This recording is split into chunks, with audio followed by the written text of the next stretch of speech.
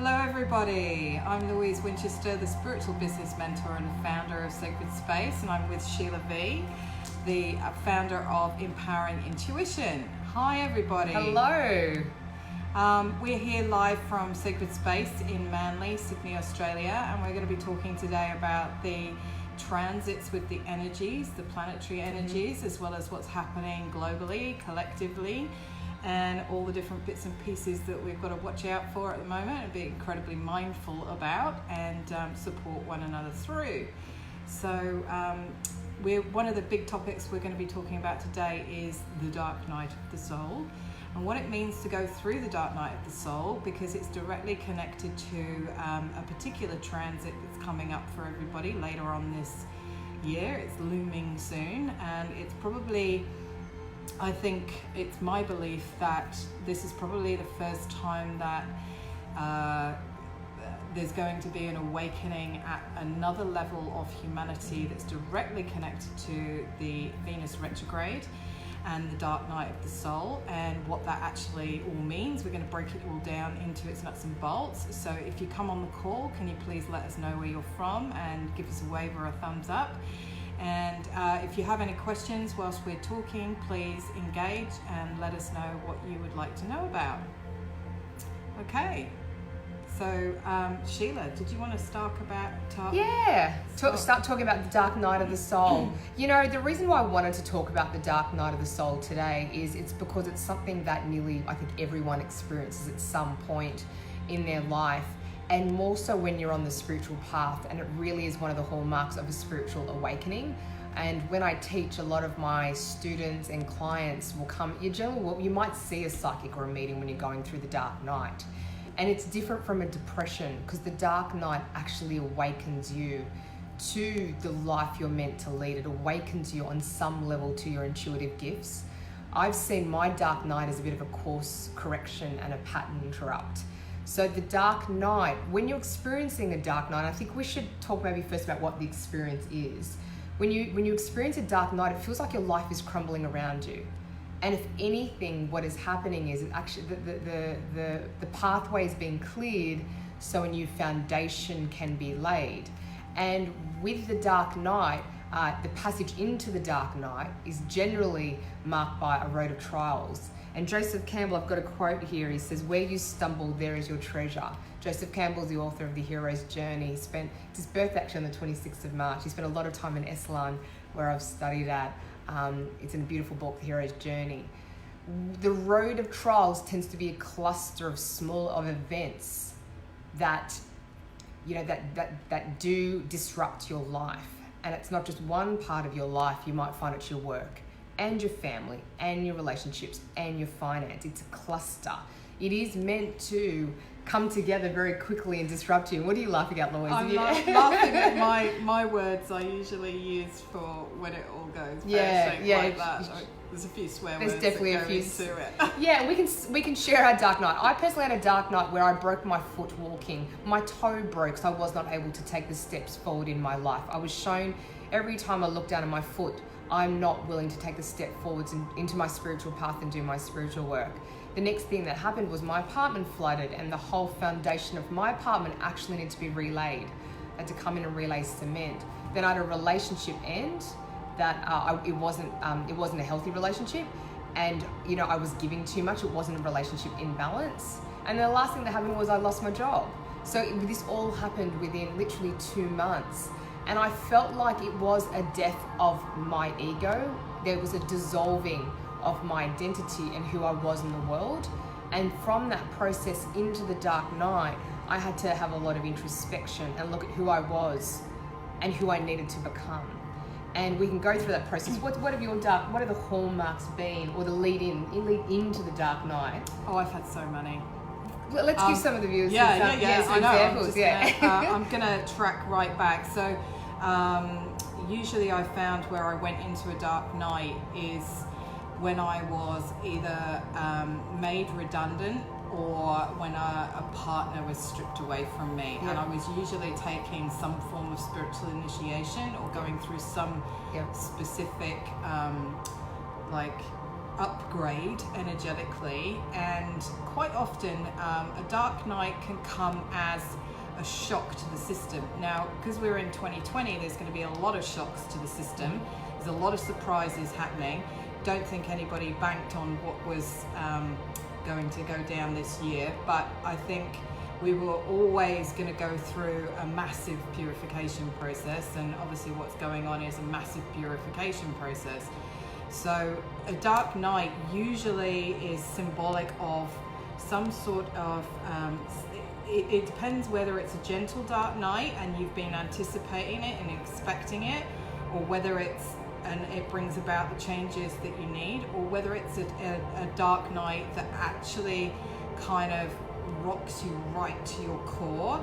And a dark night that rocks you to your core you will find yourself sobbing in the bath because something has literally cracked you open from the inside out and is pulling you apart, and there's grieving involved in it, and there's release involved in it, and it's really, really hardcore. Absolutely. The question is, when you're broken open, will you allow the transformation to happen? A lot of the times, I don't know if you've experienced it, I resisted my dark night. And when you resist the dark night, you sit in a low level of depression, there's a level of apathy, and there's not a level of change in your life. You know you're unhappy, you know that you're disconnected from your spirituality, from your spiritual practices. The dark night hasn't come because you're resisting it, but you find there's a real restlessness, and I just find there's a low level of depression. You're just not happy. And in some ways, I also find that period of time is a time when you're manifesting the dark night. You're sitting there wishing for a different life. I remember every day wishing at this job, I wish I had a different job, I wish I wasn't here. So there was a long period of the pre-dark night, is the resistance to the dark night, where you start to manifest, and then when the changes happen, you think, I didn't ask for this. I didn't ask to be fired from my job. I didn't ask for this guy to leave me suddenly, or the universe bring you a series of events, a sequence of events that means the relationship has to end.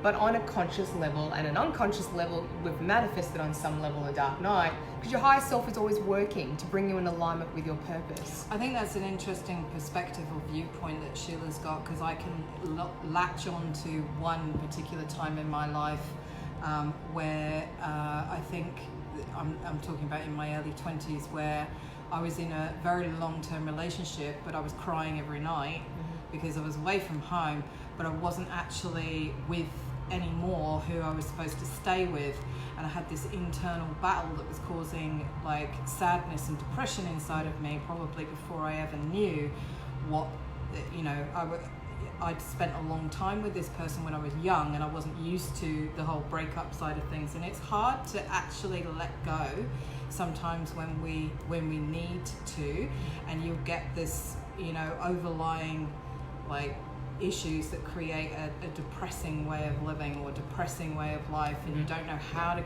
cope it. And especially if you're young, you're inexperienced in being able to cope with the intensity of the emotions that are running through your system. So it was an interesting perspective on that to have. The dark night also is unconditioning you from values and belief sets that no longer serve you. So you come out of the womb clean, and then you become conditioned by culture, by family, by society, by your own expectations. Before you know it, you've taken all these fragments around you and you've created your own story, your own belief sets. And whatever doesn't serve you, the dark night is an unconditioning, it's a stripping back to source energy. We'll come back to the tools you need to use to get through the dark night, but it is fundamentally a stripping, and the dark night strips you in the 3D reality first, before your consciousness can rise to the 5D and access what it needs to. But while you're attached to the relationship that doesn't serve you, and the material things and the job title, and your consciousness can't climb.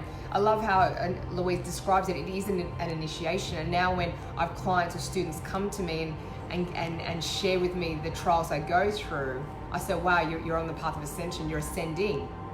And it feels anything like an ascension when you're going through it, but it is. You have to go down to come up. You have to, absolutely. Ascension means descend to ascend. Yeah. I'm just going to turn our music down a tiny bit. So I'll continue talking. So definitely there is this rock bottom you need to hit. And I also find when I have clients come to me, and I'll come into the tools that you need to later, I will mention seeing a psychic during this time is important, but not to have a reading, to have a psychic counseling session. When I've been through my dark nights, I've actually gone to psychic readers and I've said, I don't want to know the future. I need psychic counseling. I need the wisdom of the high light beings. I really need my consciousness raised. Show me what I can't see. Show me what I need to know. Show me what I've not been able to see. Show me my blind spots. It's a way more, it's a higher conscious reading is what I suggest going to get during a dark night. Not, is the guy going to come back to me, or will she forgive me, or will I find a new job in 2 weeks? I'm running out of money. It's, this has happened. What is the learning here? How do I ascend my consciousness? What in my life have I not been willing to look at? The kind of questions we ask spirit dictates the kind of reading we get and the kind of opening in our consciousness we can access. So that's what, I'm talking about, sort of the kind of readings you can get during this time. Yeah, and there's all sorts of different things that happen to you as a result of going through a dark night. A dark night can just be literally a stripping away of things that you've been expecting to change. And one of those things for me at the moment has been sacred spaces energy, where I've been waiting and waiting and searching and looking and waiting and like, when are we going to move? So we are going to move sacred space. And the other thing is, though, with it came me having to move my house, which I did not expect whatsoever, and put both of us into a tailspin. But I think one of the biggest things around when you get these curveballs that come at you is how fast you can accept and adapt. Because the moment you accept the situation, no matter what it is that has actually gone down or occurred, and make the changes that are necessary to stabilize your energy, the better and the faster you can get yourself out of the spin of the Dorothy in the house, like spinning up and up and up, can be. So it's only almost like our ego attachment that we have we have to learn how to disengage and have no attachment to what it is that we have as things, or what we cling on to as being our house or our stable relationship or our stable state of being. Because when it boils down to it, if I was to say to you, what's the one most important thing to you in your life, that's the only thing you can take with you, with the energy, that is what you've got to revere and respect, and ask the universe to keep that person safe, or that I would like to hang on to that one thing. So with this energy at the moment, it's really going to bring up a collective dark night of the soul, and it's directly connected to the astrology as well. So absolutely, we'll come to that in a second. I'm going to go straight back to, so I found I couldn't have got through holding the energy that I hold over these years if I didn't pull on my resources, my team, to support me and help me and raise my light levels when I get pinged myself, or I'm in a position where I have lowered my frequency or my light levels, or sunk into some level of fear-based consciousness. If you've got fear-based consciousness running in your energy field, it's what you need to work on or identify or work with someone in order to transmute and ascend the energy. Because if you're not unified, it's going to show up everything that's not unified. Most of us are cool, calm and collected right now that have worked on ourselves for years on end. So if you've got stuff that's coming to the surface, I highly recommend that you connect with either one of the team here, or working with anyone that you know that's going to support you. And sometimes it's a case of just having a conversation with somebody that's still got their marbles very grounded. Okay, so hello everybody that's on the call. Yeah, Faith, Katrina, Catherine, hello. Akiko in Japan. Oh, beautiful. Hello. Please share with us if you're open to some of the dark night experiences you've had, or what it's like coming out the other side, because the dark night strengthens you. You are able to hold a higher light quotient when you come out. I'm writing a book at the moment, and I speak about the night vision, the vision to be able to see in the dark after the dark night. The dark nights don't get any easier, but you become strengthened by the process. Your consciousness is raised and you are moving up a rung on the path of ascension. And on some level, on the pathway of being a healer, working in the spiritual field, if you're a spiritual person in training, this is part of the training, because people are going to come to you. You're going to have clients that have come to you in distress. You're going to be able to have to identify what part of the process they are in the dark night. And on some level, your initiation is that you've gone through it. And that's how you're able to hold more light for other people. And as Louise has said, when you're going through your own dark night, you will need to look for healers around you. And that's where having a soul tribe is so important on the spiritual path. When I first began, I was quite isolated. I didn't really understand soul tribes, dark night. My awakening was actually it was done fairly in isolation because it was so spontaneous. I was in the corporate world and I had this awakening. I hadn't spent years studying spirituality. I actually had a very religious type of experience. And so when I had this awakening and the dark night hit me, I didn't know how important it was to have a mentor, to have a spiritual teacher with a very strong esoteric knowledge base. I didn't really understand the tools that were there for me, and you have to use the tools to get through the dark night. So perhaps now's a good time to start talking about the tools. I find my meditation practice changes during a dark night. It goes from it becomes a very active process, and I end up going into channel for myself. I find now a few dark nights in, there's a wisdom there that I know I need to look at. And the minute I get out of my ego and victim mode, why me, why is this happening, it's all their fault, and I look within, the dark night and the depression itself is a portal. It opens you up to your higher self if you allow it to break you open. And from that, I found a channel opens where the wisdom comes through, where there's sort of a relief to understand why I've had to let go of the relationship, or why my financial situation is the way it is. What am I being taught? So there's a level of channeling I've done. I find active physical activity is so essential during the dark night. And that's why I tend to, especially when you're the depth of it, we're talking the depth of your dark night, I won't sit in the mat as much, and you might have a different opinion, Louise, but I will do very active walking. I'll do very active frenetic energy, because there's a lot of, for me, there's been a lot of stuck energy in my auric field, and I've had to shake it and move it. And I've had to break stagnant energy in my physical space and my auric field, but I've had a life with a little bit of fitness in it. But I'll actually go back to some very grounded and in my body physical practices, because I don't want to be in my body. I don't want to be in this 3D realm. So I've had to bring in physical practice, especially early in the morning, to bring me back to my body, just to get an upward energy and momentum for the day.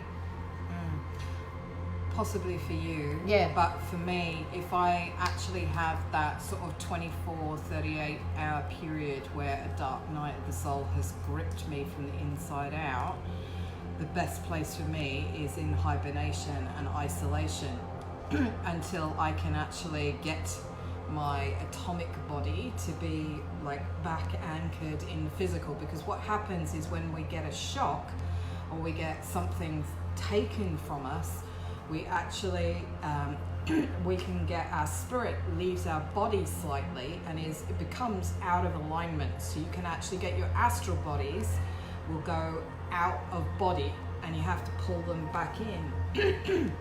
So for me, it's about being still and allowing myself to pull my physical quantum energy back into an alignment. So I have to isolate myself to bring myself back into alignment. And sometimes I need some external assistance from a healer to help me I can't stabilize my fields. Sometimes I will get, like, if you get disconnected from your earth star completely, it's very hard to get yourself to lock back in or back down, and you're going through these constant jolts in your energy field, and you can't actually sleep because every time you lose consciousness, your spirit is detached from yourself, and you've got this like jolting happening, which is like an arcing in the quantum field. So sometimes you need some help to get your spirit locked back into your body, and that takes somebody who's on the quantum on the outside working on your field to get you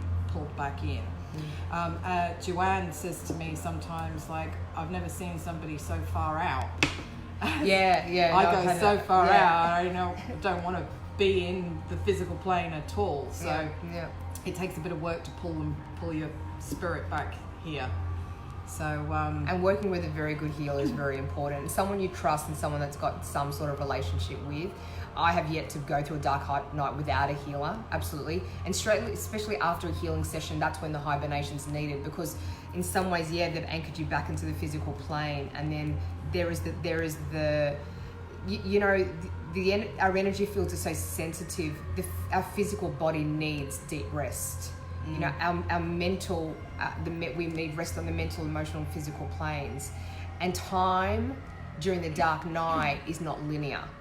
So it's so intense. It's intense, it stretches and it compresses. And so there is no time. When people say, when are you going to be back? And it's like grief. There is no time with grief that you can get over grief. And grief's one of the things you can't hypnotize someone through. You can't hypnotize someone out of grief. It's a process.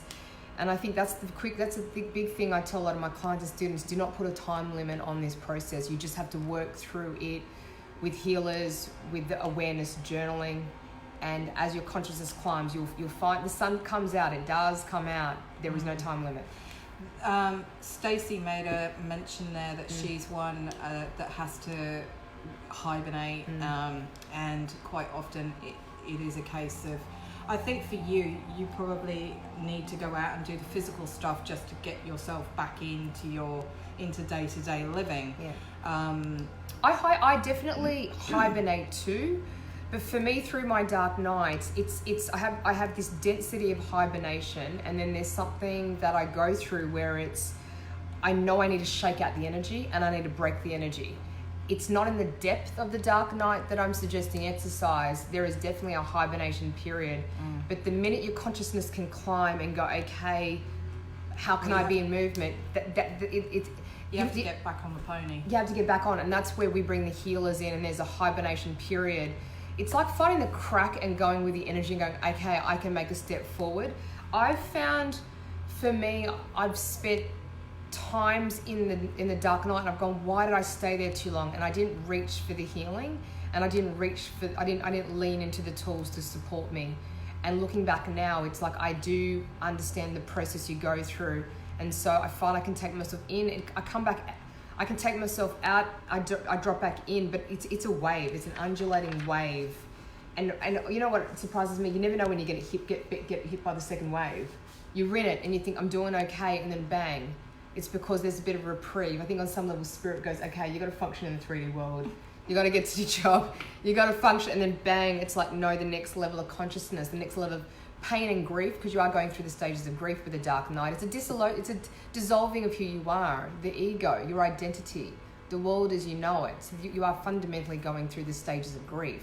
You have to let go of the old version of your life and who you were, and you're rebirthing a newer version of yourself. So it is the denial, the anger, the bargaining, and then the acceptance. So it's fundamentally the stages of grief. How you handle that and who you have around you is very important. It's funny as well, when you've been through so much in life, how you can actually get to a point where you are unified. You think that you aren't, but you actually are. And I'll give you an example of that. When I found out that I was going to leave the house or move house after being on that spot for 18 years, I actually, other than trying to find somewhere and rushing around like a lunatic to try and find somewhere, I didn't really feel like grief or sadness or like the normal emotions that I thought I would feel. I just accepted the situation, found somewhere else, and then aligned myself energetically with the mission that I had to move everything. And even when I go back there each night, I don't sit there with any form of attachment, which really surprises me, because I've been there so long and I've loved that spot so much. It's a part of me. So I'm quite surprised at how one can actually even this whole unification process that everybody talks about. Unification is really, it's just the acceptance of energy and flow and the natural way of the universe to take you and navigate you on your life of like travels in this earth plane. And it's only our ego and our attachment to like things or places or identities that really has to be unified now. So obviously collectively we're going to go through a huge purification this year. I'm going to talk a little bit in a minute. Do you want me to transit over to talking about some other stuff? Yeah, there's one thing I wanted to mention about the dark night. You know, you're taken to a place of surrender. So the biggest tool is to reach into your higher power. And I've been on my knees praying to God at points. Just, it is the conversation with God moment. And it's been after redundancy. I came home and I remember having a handbag on my shoulder and I walked through the door. You know, when you come home, ladies, you put your handbag down, you take your shoes off. And I walked into my living room, I had my heels still on, and I collapsed onto my knees. My handbag was still over my shoulder. And I collapsed and I just started to cry. And it was one of those, I don't know how many in life we get. Well, it's all varied depending on your life path, your astrology, your biology, and your immunology. Depending on these qualities, how many of these moments, but it was I sobbed and I just had a conversation with God.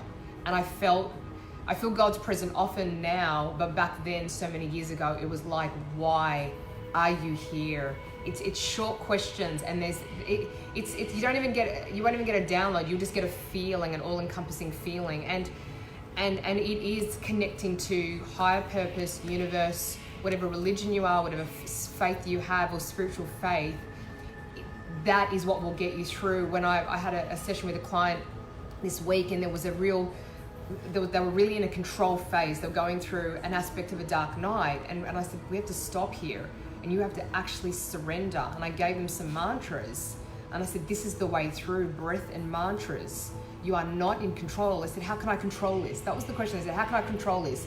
I want to control what's happening over the next few days. And I said, there is no controlling. I said, you've got to get really clear with what your vision is, what your deepest desires are. And then there's a real surrender. Especially in the dark night, you're surrendering because your life has changed. You actually don't know what it looks like going forward.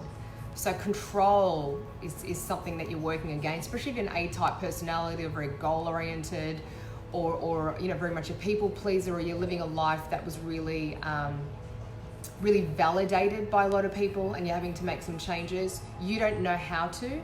And so there's going to be a lot of leaps of faith you're going to need to take, but surrender and connecting to high purpose. That will be through meditation, through mantras, through prayers. Again, if you don't have these tools, you'd come into a store like Sacred Space, and there's a lot of wisdom and tools here. It's incredible, hundreds and hundreds of thousands of years of wisdom in this store. But it's surrender. I'm going to talk about the really pointy end now of the dark night of the soul before we talk about what's actually coming collectively. And the trouble is with the dark night is it can send you into suicidal thoughts, or like it can make you feel energetically, because your mind just like can go through this explosion where it can't see, it can't think straight. You are literally, your mind is out of what's the right word for it? Out of your mind, literally. And that's where severe depression or suicidal thoughts actually come from. And in that moment, there is some sort of karma or situation that must be identified in order to transit from the one energy, which is the negative polarity of what you're experiencing emotionally, to the positive polarity.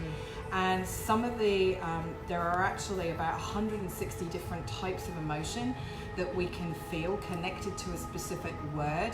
And some of the more severe words that we can go through as a self-mastery are things like public humiliation, or like not being able to navigate, like finding out something that really rocks you to your core, where you don't know how to survive.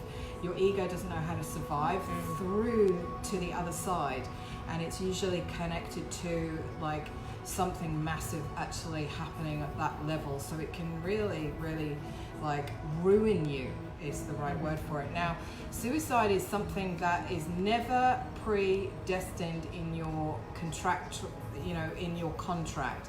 Suicide is an accident. It's never ever sorry, I think we lost you guys then. even though I'd blocked the calls coming in. Okay, so suicide is like a spiritual accident. It's never intended for a soul to go through that kind of level of transformation, and unfortunately, as a result of that, it creates a massive distortion energetically that needs healing through mediumship healing in order to heal, like, the people that are left behind, as well as the spirit has transited through suicide. So it's an awful thing to experience.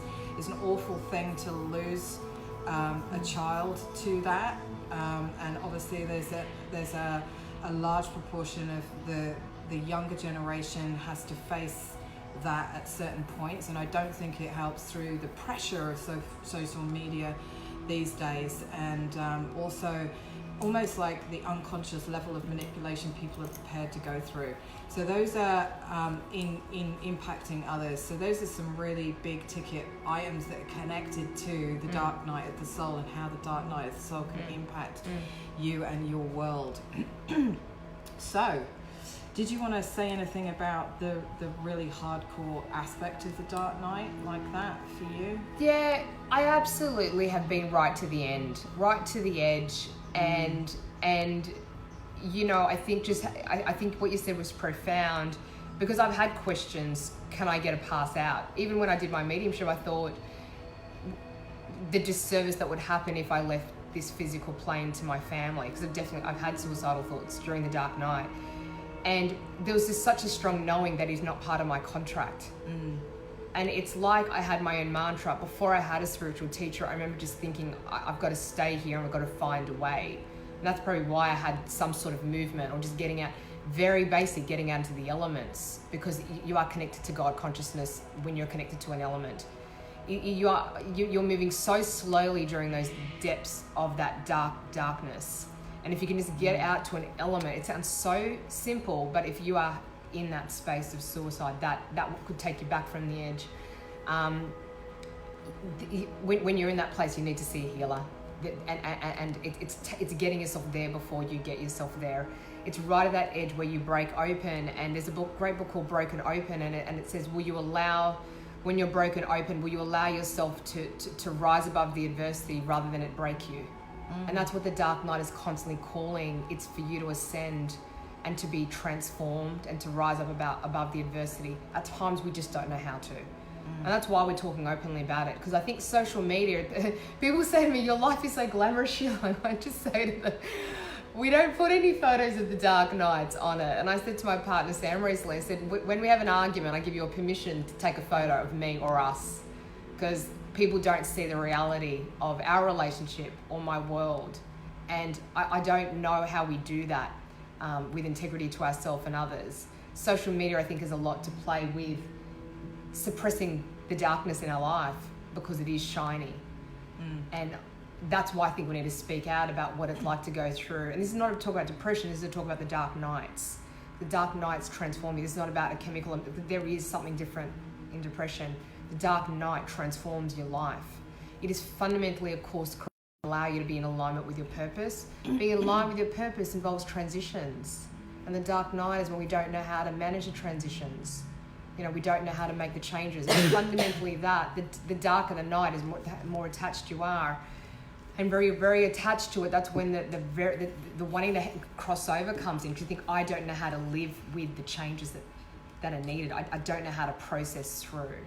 That's where the psychic counselling, and I use the word counselling really responsibly here, is when you tap into higher spirits. And that's why I like using mediumship when someone's going through a dark night. Because I find the ancestors come in, especially the grandmothers, and if there's anyone on the other side that really are so connected to you, especially on the physical plane, they understand some of the, especially when the dark night's linked to family, and they're linked to conditionings around family, and breaking away from old familial patterns that aren't serving you. I love when the ancestors come in, because they've contributed to it. And I said, you've been part of the ancestral patterning that's been handed down. I said, please come in and show me how to work with a client to break it, and how they can. It's not just a validation. Grandmum's saying, yes, it's okay to leave the man. Grandmum's saying it's okay to get a divorce if you come from a Catholic family. I've had things like that. I can see the client just shedding something, because someone's come through and gone, it's okay to be who you are right now. It's okay that things are really messy and aren't working out. And you can feel it's just like, oh, the relief. Yeah, it's like leaving the bags, all the weight, the baggage at the door, because you go out lighter. So that's what our job is, to help people to transit from density to light, and integration of more light into the physical or the quantum field. I'm going to talk now about the big topic item and the energy that's actually playing out globally, because it's connected to the dark night of the soul. And it's also directly connected to the Venus retrograde. So I'm just going to fly through trying to give you guys some guidance around that. First of all, I'm going to speak about the coronavirus and the late Sylvia Browne, who's an American psychic. She was revered in the 80s as an excellent psychic, and she wrote a book called End of Days, and in it has been highlighted. This is about 2008 she wrote this book, but there's also a sci-fi document that actually makes reference to the city that this virus broke out from, and suggesting this is a sci-fi thing written in the 80s, that it was a laboratory-based pathogen that ripped through society. I don't even have the right terminology for it. But anyway, I'm just going to read you Sylvia Browne's words. In around 2020, a severe pneumonia-like illness will spread throughout the globe, attacking the lungs and the bronchial tubes and resisting all known treatments. Almost more baffling than the illness itself will be the fact that it will suddenly vanish as quickly as it arrived and then attack again 10 years later. So she wrote that in 2008. And so the way that most of us feel about this virus, and I actually think it's a good thing that they are locking down air travel, and they're locking down schools, and they're actually making people isolate, because it will support shutting down the virus as soon as possible. Now, obviously, I've actually got I pulled some cosmic cards. This is a deck that I'm connected to. It's got a really funky outside to it. It's like a holographic prism. Yeah. And there's a whole lot of really cosmic symbols, and I've half channeled the book connected to these cards. So the first one is star current. So what's actually happening is always been destined in the timelines for this particular shift through humanity. It's written in the stars, literally, and for a psychic to pick up on it years ago and write such a precise piece or channel bit of information about it, there is nothing that we could have done. It's literally, this is the next one, it's a tidal force, so it's a force of nature, and she is going to bring through this wave of energy. The next card is stratosphere, and as you'll see there, it's about bringing things back into balance. So whatever isn't in balance in your life or your world is being brought into balance. So this is a positive way forward. So even though the energy of a virus is going to infect people, and we've got a collapse of the system here. So this is the collapse card with the exclamation mark. So we always knew that the system was going to be broken down. The old way of doing things, the banking system, the stocks and shares, the markets, the way that the rich are controlling they're the ones that keep getting richer, and all of that has got to change. Okay. The next one is entropy. So it's all of us facing our own mortality. These are particles of entropy. So obviously there are people that have chosen to ascend through another means, which is out of body, out in spirit. They've chosen to ascend. So this is all preordained contractual ascension to the light, to almost allow this energy to rise at a planetary level. Then we've got a card which is the DNA. So we are transiting through DNA genetic upgrades in our physical quantum being. And some of us need to actually spend time out to heal ourselves because we're physically depleted from all the energy leakage. Then the next one that came through is geomagnetic storm. So we're preparing for a storm to rip through. And we've had storm after storm after storm over the last year. When we look at it energetically, we're getting smashed by the energies. It's coming through again and again. Now, every time there's a storm, the sun comes out on the other side of it. So this is going to bring through the light after the storm. Okay? And then there are two new cards coming straight in after that. This one is creation. So what are you creating? What is magnificent about your world and what you're passionate about and what is going to move to the new level? So this is flight. So we've got a massive shift of timelines actually occurring. And I thought, what a positive bunch of cards to come through to actually communicate that message to everybody right now. We're going to be stepped up to serve. So the consciousness of the planet is raising. You know, we are looking within and we're moving out of a very 3D materialistic plane into a very introspective, you know, a higher consciousness. So we can actually find another wave of light workers stepping forward to serve. You're going to be, if you're a light worker and you're thinking about transitioning into deeper spiritual work, would you say there's going to be more of a call to that? There is. There's going to be a huge call to it. So I just want to quickly talk because I've only got about 15 minutes, right? So there are some massive transits. We just come out of the Mercury retrograde energy. But unfortunately, we've got one of the biggest transits yet to hit us. Every 18 months, we get Venus going retrograde. And I have to say personally, after going through many Venus retrogrades, I feel a Venus retrograde like nothing else. It is huge for me. And I think maybe this time round, this is for the whole of humanity to feel a Venus retrograde. And what Venus retrograde actually means is that she goes retrograde or it goes into shadow phase and then retrograde and goes through the transit. And what that means is, from the perspective of Earth, she is going to disappear, and she's the goddess of love. So what it means is she's going to disappear where there's no love, no resources, no energy, no life force. It's almost like she's the thing that drives all of us, okay? And she enters Gemini on the 3rd of April, and she goes into shadow from the 9th of April. She goes retrograde from the 22nd of May, and then she comes back out and goes direct on the 25th of June. So we are likely to have massive global disruption until the 25th of June. So all of this stuff around the virus is directly connected to the fact that Venus is going to go retrograde, but she's going to go retrograde collectively, where the whole of humanity is really going to feel it this time round. When I go into a Venus retrograde, it's if you read up on Greek mythology, and I'm not an expert on this, I just know it at an energetic level, the goddess Sophia, or Venus as she's referred to, descends into the underworld, and she goes through like 10 rounds of being connected to the demons, where they literally strip her of her identity. They strip her makeup, her hair falls out, her clothes are lost, and she has to go through one initiation after another as she faces the demons, right? So it's hardcore energetic stripping and purification. And I do find that people, you know, we lose loved ones in this period. We can feel like literally in the depths of despair, and that's why we're talking about the dark night of the soul.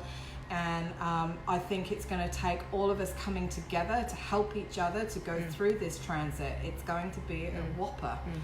We have to manage our projection of our shadow onto others. It's a time of really owning this stuff. It's owning your shadow. It's a time of looking within. I always find I actually want to isolate myself. So it's no surprise that at a collective level, this is going to be the first time that the world isolates itself. She's going through, Mother Nature is going through, so the goddess Sophia at a global level is going through that isolation. And she needs to go in the cave. She needs to have some time out for herself. We've been creating and producing and working since the moment that we were born. And now is the time to retract and reflect and have some time out. And unfortunately for me, that's coming at a really difficult time because I've got a doppelganger of a double move that I'm doing a double timeline house move and a store move. So the store is probably going to, I haven't quite signed on it yet, but we're going to be moving to down at ground level next to the health food store that's been there 15 years in the alleyway behind this building right now. So I just want to talk to you guys for a couple of moments more about some crystal frequencies that are going to help support you if you need them. Please start writing any more comments. Yes, I do have the cards in the shop if you want them, Helen. Now, I'm just going to talk about these crystal frequencies, so leave any messages that you want. Okay, so when we are experiencing anxiety or feelings of anxiety, the two main crystal frequencies are smoky quartz, which is for negative thoughts and negative thinking and anxiety. I highly recommend that you actually get a dark one. Or this puppy here, which has actually got like a load of it's almost show it up a little bit higher. It looks like, I'm trying to look at it myself, it looks like little sea creatures inside it, but it's called crinoid jasper, and I don't know if it's a one that's a jasper that's come out of the sea or whether it's come from some other location. Now if it comes to, I don't have any left in stock. If you're experiencing feelings of grief or grieving or loss, you need Apache tears. And this is not quite Apache tears, I'm sorry, but it looks like this. I've just run out of the stuff. It's the main grief crystal, and I always say to women, put it in with your airbags if you can have 2 of them. Wear them in your bra. Okay, what else have we got here? Selenite, for God's sake, selenite, main sacred space crystal, is great for clear ether or etheric energy. Breathe and meditate, put it under your bed, sleep with the damn stuff, whatever you need to do in order to, it's like this puppy is going to really help you to keep your energy clean. Calmness is going to come out of aquamarine. That's the soothing, calming crystal frequency. Now, kiwi stone is also connected to calming and health in the lung department. Okay, kiwi stone. I have a couple of pieces of that left. Now, what else have I got here? Okay, I've just got a card on this. Chrysanthemum stone. Okay, so when we're in the dark night, chrysanthemum stone helps you exude calmness. Okay, it's black and white. It's a yin-yang kind of crystal frequency. So in your darkness, it helps you bring in the light to stay cool, calm and collected. Now, another cool one would be shungite. If you've got any shungite, dig this one out. This is a purification crystal. It's also a protection frequency crystal. And then what have we got here? Chrysoprase. And chrysoprase is good again for the lung area, but it promotes hope. And it gives you insights that you need. If you need any insights in this time period, you would need iolite. Okay, right. Has anybody got any questions? What have we got? Thank you for tuning in today. Yes, everybody, thanks a lot for listening to us. Yeah. Yes, I know the world is going to change for the better. Definitely for the better. Absolutely. It's about coming together as humanity, and it's also about going within. So, you know, it's about what's happening globally is also a reflection of what's happening in our inner world. So it's looking at your own lives and looking at what needs to be changed to bring you into alignment with your purpose. This is a real year of up leveling and coming into your spiritual purpose. It is, and let's talk about light workers, the next generation. Yep. So Sheila supports people to develop their psychic abilities to become professional readers if they want to.